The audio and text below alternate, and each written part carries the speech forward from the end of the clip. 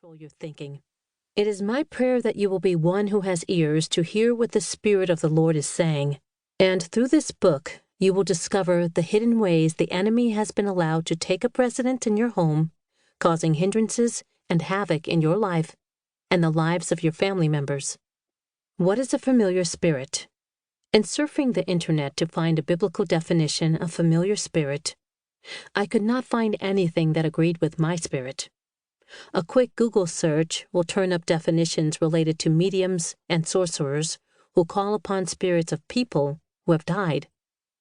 Some sources say that familiar comes from the Latin word familiaris, which means household servant.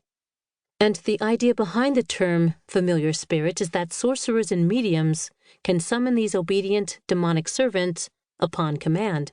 Other definitions say the spirits summoned by mediums are called familiar because people recognize them as a person who used to be alive, someone familiar to them.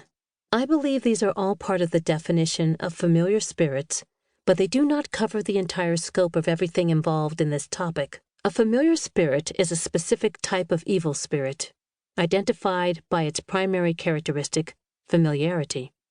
In my book, The Demon Dictionary, I explain that there are two kinds of familiar spirits. 1. A family demon or bloodline curse, also a spirit associated with becoming too common with a person, place, or thing. 2.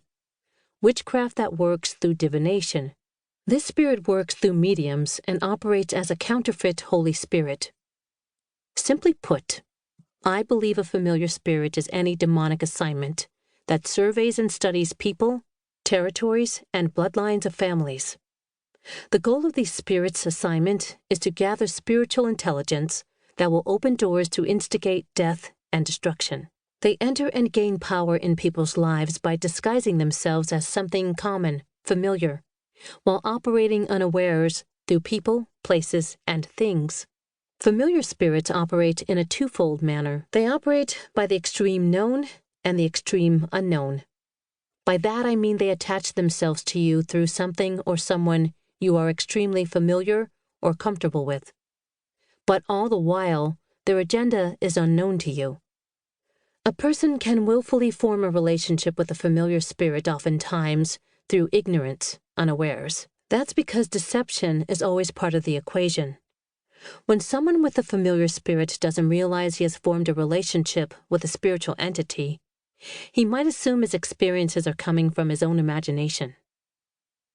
A Christian with a familiar spirit might think that he has connected with God in the spirit realm, but he is deceived, not because he is pursuing something demonic, but because he is seeking something godly in the wrong way, through his mind or soul instead of his spirit. This is why it's critical to know what you are inviting into your home and heart. Leviticus chapter 10, verses 10 and 11 instructs the Levites to teach people the difference between what is holy and what is common. Putting it in simple terms, holiness is that which has been consecrated or separated unto God. In the society we live in today, holiness is unusual. It sticks out as different and rare. The New Testament puts it this way: "Enter through the narrow gate, for wide is the gate and broad and easy to travel is the path that leads the way to destruction and eternal loss, and there are many who enter through it. But small is the gate, and narrow and difficult to travel is the path that leads the way to everlasting life, and there are few who find it."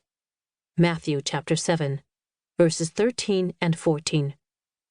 On the other hand, the definition of common is something everyone does with regular occurrence to the point that it is socially acceptable. It's something familiar. The way of the familiar is popular, the latest fad, politically correct bandwagon, or thing that everybody does and never second guesses. Its power is in obscurity, deception, and disguise. Can familiar spirits be transferred? Familiar spirits can be transferred, conveyed, or passed in three basic ways. 1. From person to person. 2. From objects to people. 3. From places to people. Rebellion and disobedience are two of the most common ways people open doors for spirits to be transferred to them. Again, familiar spirits operate through people, places, or things.